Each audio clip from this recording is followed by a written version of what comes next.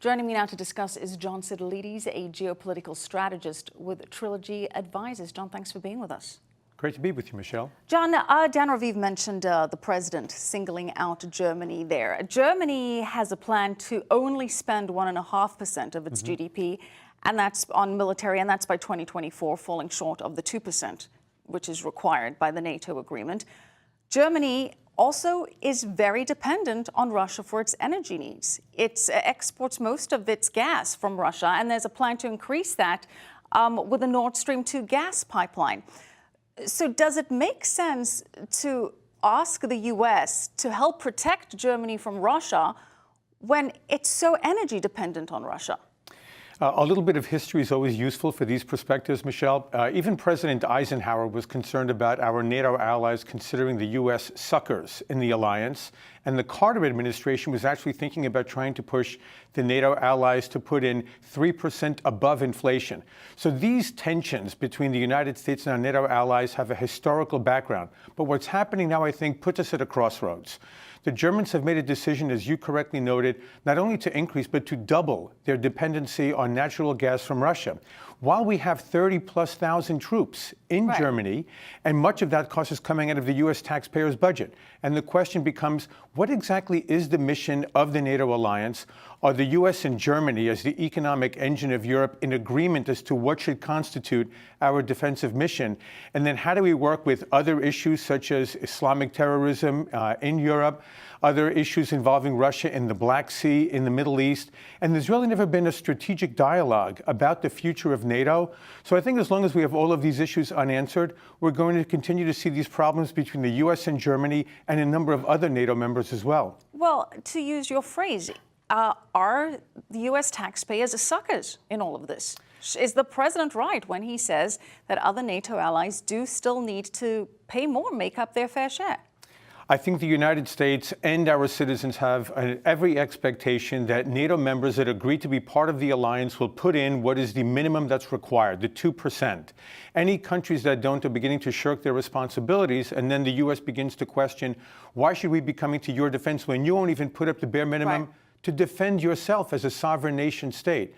That's going to be cause for consternation for quite some years to come because a number of European Union countries, including Germany, refuse to match that 2% requirement. On the NATO mission at large, is Russia still the biggest threat? Should more focus be placed on China and monitoring its growing military?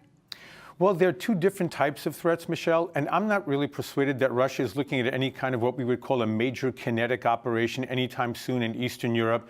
The U.S. and NATO still have tremendous capabilities to defend Western Europe if there was such an incursion, but the Russians are using hybrid warfare, right? Little green men with no insignias to invade Ukraine, to annex Crimea, and we may see political destabilization in Baltic countries such as Estonia, Latvia, Lithuania, or even Poland. That's the concern there.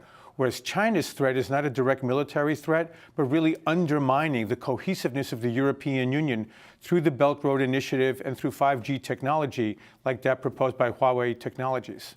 And the Trump administration has warned NATO allies that if they do implement this Huawei 5G technology, it's going to be a major problem for sharing intelligence. Yes.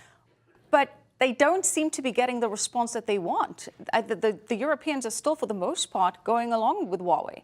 Well, we've had other issues with many European countries involving trade with countries that are a threat to U.S. security and to the Western alliance. And namely, that comes down to Iran, where a number of European countries have been very willing to overlook the many problems caused by the world's leading sponsor of terrorism in order to maintain trade relations with Iran.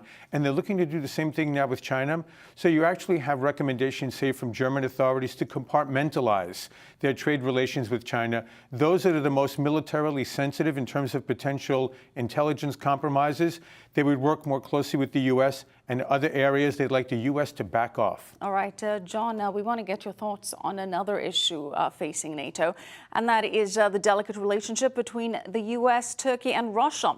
The U.S. is putting shipments of F-35 fighter jet equipment to Turkey on hold this week. The main point of contention is Turkey's purchase of the Russian-made S-400 missile defense system. Our defense correspondent Daniel Zemach explains. The F-35, arguably the most advanced stealth aircraft in the world, a product of Lockheed Martin. Some of the plane's parts are manufactured in Turkey. Now, Turkey's decision to purchase Russian-made S-400 missile defense systems has not been well received in Washington, which in return announced its decision to halt the shipment of F-35 equipment to Ankara. As a principle, it is contrary to international law for a third country to oppose an agreement between two countries and attempt to make other types of decisions.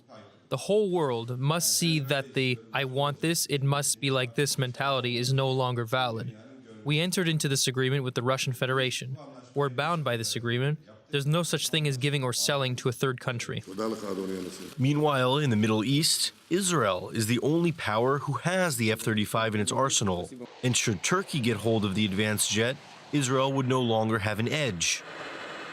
According to the 2014 United States-Israel Strategic Partnership Act, the U.S. is required to address Israel's capacity to respond to the improved regional capabilities provided by such sale or export, namely another Mideast state getting the F-35. The agreement could surely change the face of not only Israel's qualitative edge in the Middle East, but also America's edge over Russia, which begs the question, how likely is Turkey to cower to U.S. pressure and cancel its S-400 deal with Russia? Conditions push the Turkish government to cooperate more with Western countries to secure its economy, finance structure, as well as the defense system in general. Expectation, Turkey will meet the U.S. expectations in coming days. If Turkey breaks its deal with Russia, it may be welcomed in Washington, but less so in Jerusalem. Daniel Tzemach, I-24 News. And we're back with the geopolitical strategist John Sitilides from Trilogy Advisors. John, Turkey is getting increasingly close to Russia. It's a very different Turkey under President Erdogan than it was back in 1952 when it became a NATO member. Should Turkey still be a NATO ally? That's a larger question, I think, that may have to be resolved depending on the outcome of this particular dispute over the F-35s and the S-400s, Michelle.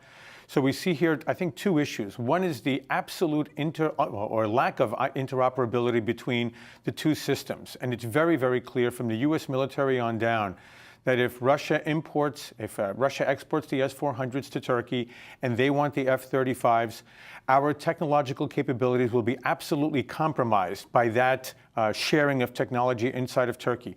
We've been very, very patient with Ankara for months now, trying to make sure that we don't browbeat them in any way that is potentially embarrassing for Mr. Erdogan or the Turkish leadership.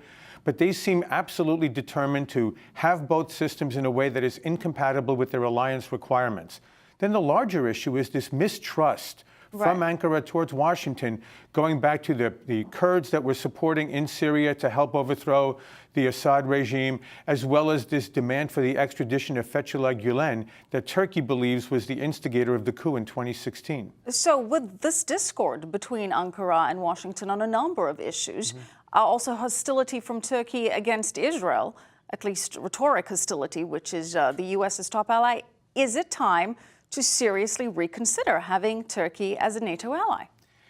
I'd like to think that there's still a very healthy discussion that could be had with President Erdogan. Much of this is not systematic inside of Turkey today. I think a lot of this is driven by the regime there, by the conditions they've put out through Turkish media, through Turkish political parties to try to drive an anti-American, anti-Western sentiment inside of Turkey that works politically inside the country. But the problem is there were going to be very serious repercussions for Turkey, for our shared interests in the region, and for allies such as Israel in the Middle East. So this has to be squared away. I'm hoping it stays in the right direction, but a lot of this will depend on Ankara's decisions, not Washington's. John, thank you so much for your analysis. John Sitilides.